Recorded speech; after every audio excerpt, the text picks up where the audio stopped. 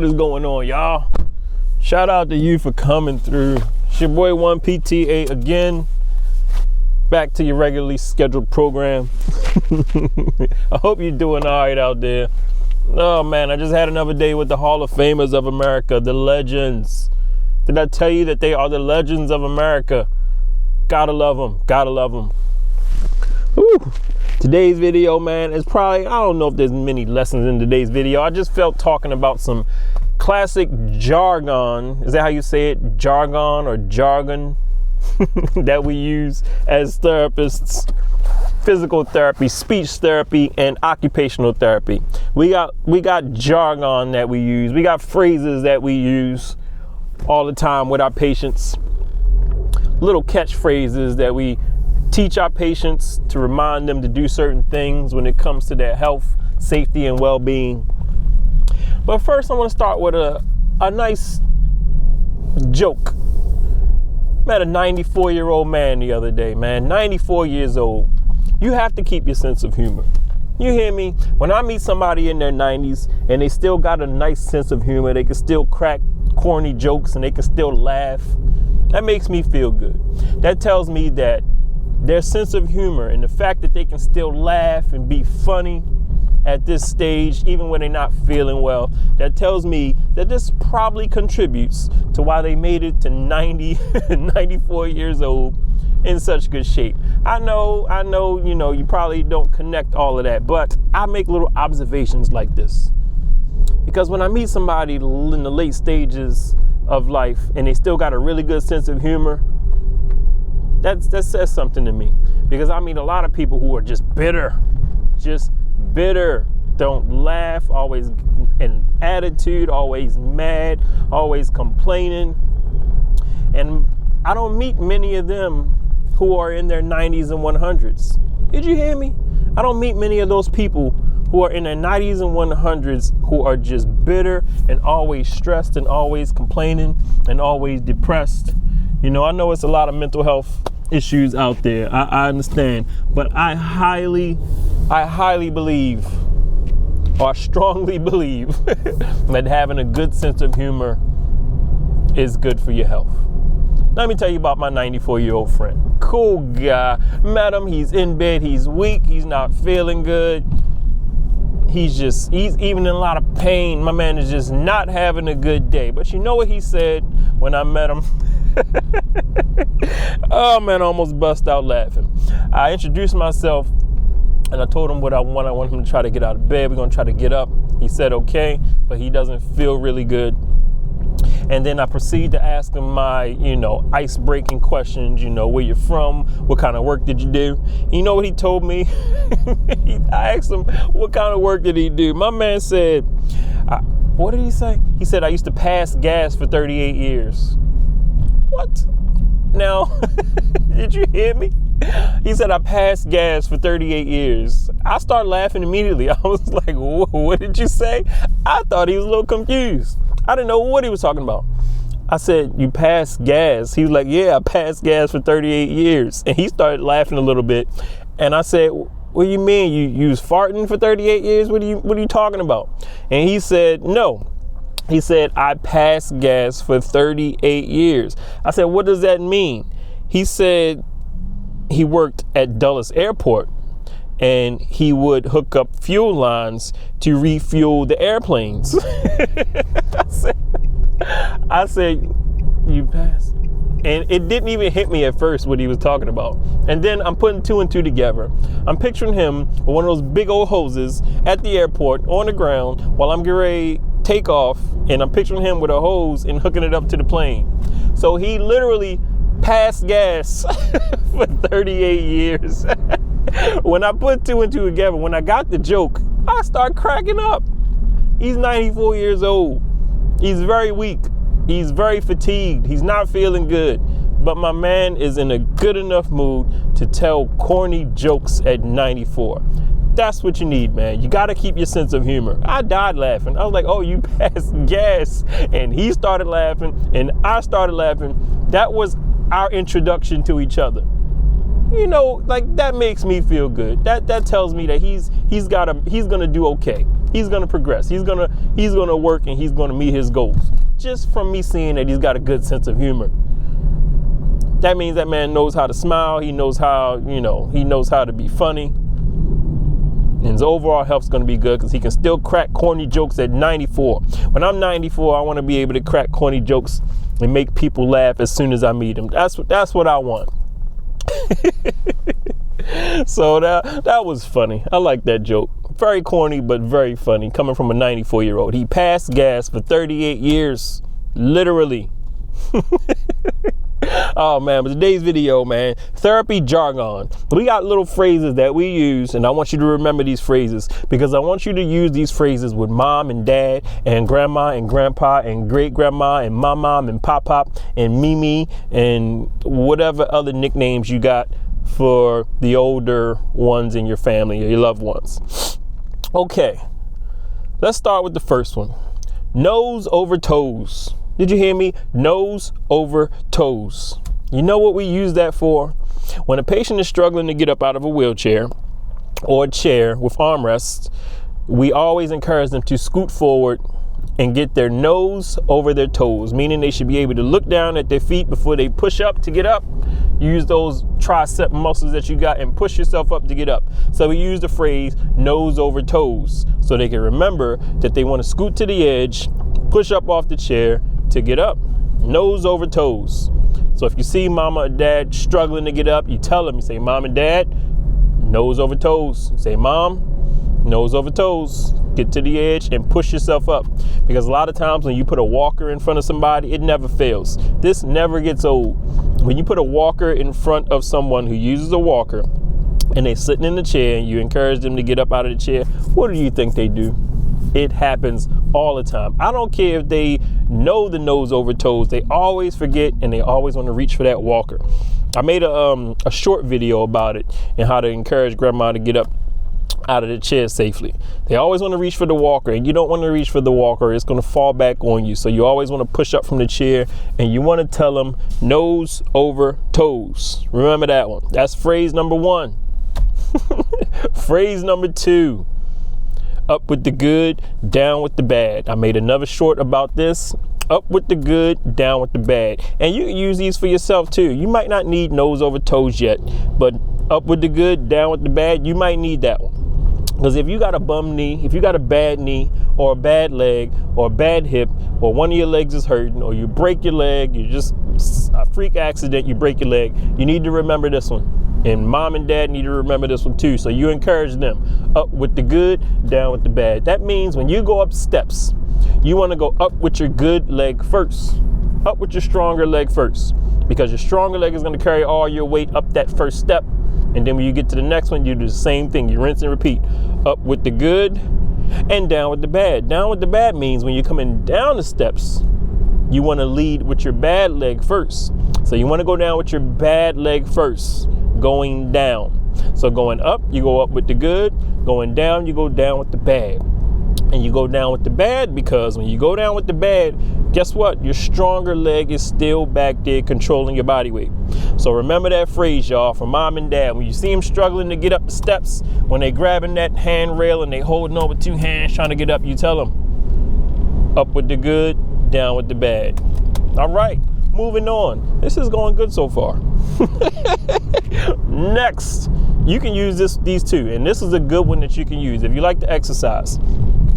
What we tell people who have COPD, when they're exercising, when they're walking, when they're getting out of breath, and they start huffing and puffing out of their mouth, what you're doing is you're cutting off your breathing. So you tell them, smell the roses and blow out the candles. Let me say that again. Smell the roses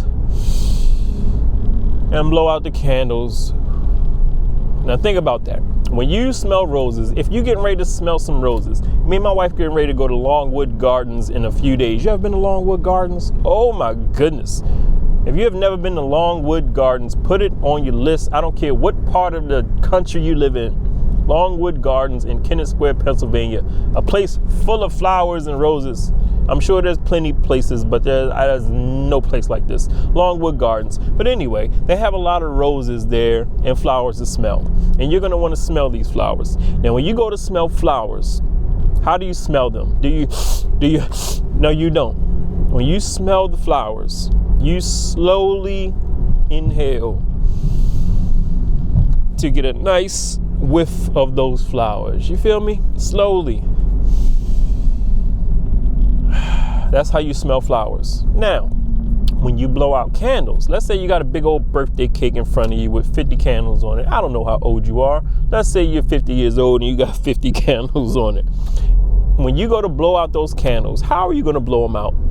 Are you going to huff and puff like the big bad wolf? No, you're not going to huff and puff. You're going to slowly blow them out like...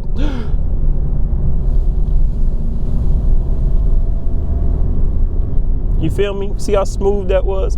You're going to slowly blow out. So when you're out of breath, if you have COPD, for all my smokers who are going to have COPD when you get old, stop smoking. But if you have COPD, when you get out of breath, it's good to smell the roses, breathe in nice and slow, and then blow out the candles. Blow the candles out nice and slow. So you breathe in slow through the nose and slowly out through the mouth. You smell the roses and you blow out the candles. Okay, so that's another little phrase we use in therapy to get somebody to, breathe a little bit better. It's called pursed lip breathing. But that's a way that we get them to, breathe a little bit better if they're getting out of breath, if they're exercising and they're huffing and puffing. Because a lot of them will have oxygen in their nose. They'll have 3 liters of oxygen going up their nose, but they're huffing and puffing out of their mouth. So the oxygen going in their nose is null and void. It's not even working. You're blocking it because you're huffing and puffing out your mouth. So if you see grandma and grandpa getting out of breath, or if you're exercising or you're walking, try this when you're walking. Next little active walk you take, or you're jogging or you're riding a bike, try breathing in through the nose slowly. This works for everybody. And out through the mouth even slower. Smell the roses and blow out the candles. Okay? All right, moving on. Next phrase. What is the phrase we use? It's phrases that my patients sometimes give me. And even coworkers. I had a CNA. One day I was walking with a lady and she was a little hunched over. And before I could tell her to stand up straight, there was a CNA, a certified nurse's assistant. She walked by and she's real close to the lady. She's like, "What did I tell you, mama? I told you, stand tall before you fall." I like that. Did you hear what I just said? Stand tall before you fall. Or stand tall so you don't fall. That's what she said. I said, I'm going to use that one. Stand tall so you don't fall. So when you're walking and you're hunched over, a lot of people get, that kyphotic posture. I think a lot of us going to end up with kyphotic posture because all of the computers, sitting in front of computers and on our phones all day. So remember this one. Stand tall before you fall. That's more for grandma and grandpa. That's not necessarily for you right now. That comes later when you get older. So just remember it for the future. But if you see grandma and grandpa slunched over, you tell them, "Grandma, my mom, me, stand tall so you don't fall." That's a good one. So moving right along. What is another phrase? Oh, I got one. Therapists. I don't know if all our therapists use this one. I use this one when I'm lecturing, when I'm counseling and lecturing my patients, when I'm encouraging them to get out of bed and get moving. You know what I tell them about their joints? This pertains to their joints. I tell them motion is lotion. Did you hear that? Motion is lotion. What does that mean? Well, all of your joints in your body, you got a lot of joints in your body. Joints in your fingers, your toes, your hips, your knees, your shoulders, your elbows, your neck, your back. You got joints all over. And you know what your joints need? Your joints need to move. And when your joints don't move, the fluid in those joints, the fluid in your joints hardens a little bit. You feel me? Becomes a little hard. The fluid in your joints comes a little hard. Now, when you start to move your joints, the fluid becomes more, what do they call the word? Viscous. Viscous, I like that word. But it becomes a little more watery. So motion is lotion. What? Don't y'all like that one? Motion is lotion. So if you got my mom or a mom or dad who don't like to move, like to sit in their recliner all day, you tell them to get up, get moving, do their exercises, because motion is lotion. I wholeheartedly, truly believe that phrase. Motion is lotion. It's good for your joints. It's good to get the fluid in your joints, all right? Because the more you sit, you get stiff. That's why we stiff first thing in the morning. Did you know that you shrink at night? You literally shrink. When you get older, you're going to shrink regardless. But when you're at night, when you are asleep, you shrink. Did you know that? You know why you shrink? Because the fluid in your joints contracts and your spine contracts. When you get up and get moving in the morning, it expands a little bit. It's not a lot. You shrink a little bit, not a lot. But motion is lotion. You need to get that fluid moving. So tell all your sedentary loved ones that motion is lotion. It's good for their joints. All right? That's a good one. I like using that one. Motion is lotion. Oh, man. Whew. All right. Any more? Let's see. Motion is lotion. I don't know. I can't think of any more. But those are good for right now. All right? Just remember those. Just remember those for yourself and your loved ones. For mom and dad, if they start to slip, if they slipping and tripping, figuratively and literally, if they are slipping and tripping, you remember those phrases, man. You just remember those phrases. Try to keep them strong. Keep them going. Because like I said, man, we got to protect the legends, y'all. You Generation X, it's your task, it's your duty to help protect the legends of America, the Hall of Famers. All right? So your loved ones, your mom and dad, remember some of those phrases. And if you see them slipping and tripping, like I just said, just hit them with a couple of those phrases. If you see them struggling to get up, say, hey, my mom, nose over toes. What you doing? Nose over toes. If you see them, if they've been in bed all day and you need them to get out of bed, get moving, you say, hey, you got to get up, because motion is lotion. Motion is lotion. I got a couple patients who call arthritis Arthur.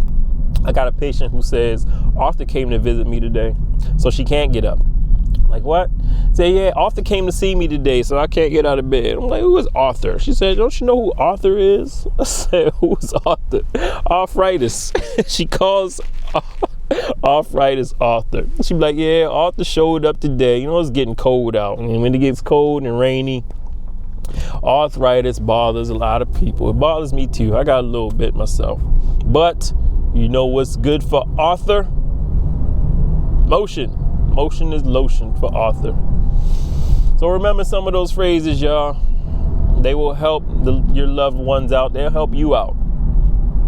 But anyway, like I said, back to the scheduled program. I had to make a video, my last video. A lot of people have been asking me about the camera I use. It's just the DJI Osmo Pocket 3, the best car vlogging camera ever created. If you didn't see that video, go back and watch that video. If you don't got a YouTube channel and you drive a car, start a YouTube channel, start a car vlogging channel.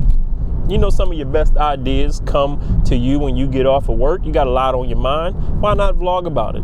Even if it's not for YouTube, just do it for your later self. You will appreciate it. But anyway, y'all, that is it. Y'all be cool. Make sure you respect your elders as usual. Do some good deeds when you get a chance. Help somebody out.